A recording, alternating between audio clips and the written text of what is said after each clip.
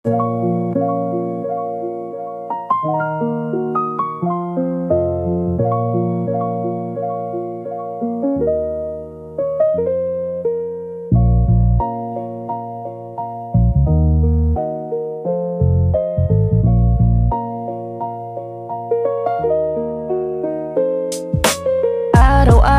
ang kahirapan ang siyang kalaban ng karamihan. Isang sakit na di malulunasan at ang may resita lang ay mayayaman. Araw-araw ang kahirapan ang siyang kalaban ng karamihan. Isang sakit na di malulunasan at ang may resita lang ay mayayaman. Ganun talaga lagi, di na ako magtataka. Pilipinas kong mahal, kamusta ka na ba? Marami bang nagbago o maraming mga tao ang nahihirapan na nananatili sa baba? Isang kahig, isang tuka, minsan walang-wala. Ang hirap na maging mahirap sa sarili mong bansa. Kahit doble pa ang tiyaga, walang napapala. Ang malala kapag dukha ay madalas kinukutya. Kung kaya bawal tumigil sa pagkayod, araw man o gabi para lang sumapat ang sahod. Kailangan tipirin pagkasyahin para umabot sa susunod na sahuran, kasi nakakatakot na maubusan ng pagkain na ihahain sa lamesa. Bayarin sa kuryente, tubig, bahay at gasolina. Tiis lang sa pagkain na ang ulam, tuyot, dilata. Nakakapagod pero kailangan tiisin para sa pamilya.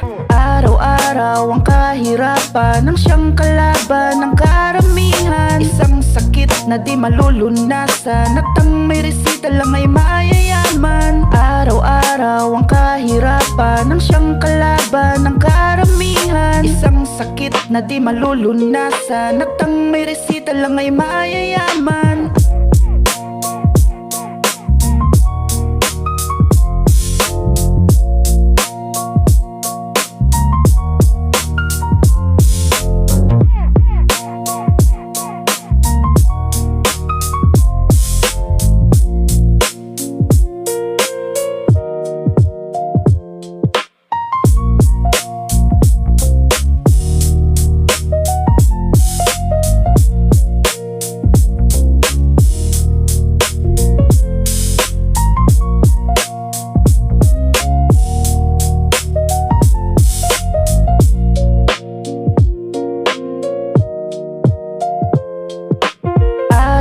Araw ang kahirapan ang siyang kalaban ng karamihan. Isang sakit na di malulunasan at ang may resita lang ay mayayaman. Araw-araw ang kahirapan ang siyang kalaban ng karamihan. Isang sakit na di malulunasan at ang may resita lang ay mayayaman. Araw-araw ang kahirapan ang siyang kalaban ng karamihan. Isang sakit na di malulunasan at ang may resita lang ay mayayaman. Araw-araw ang kahirapan ang siyang kalaban ng karamihan. Isang sakit na di malulunasan at ang may resita lang ay mayayaman.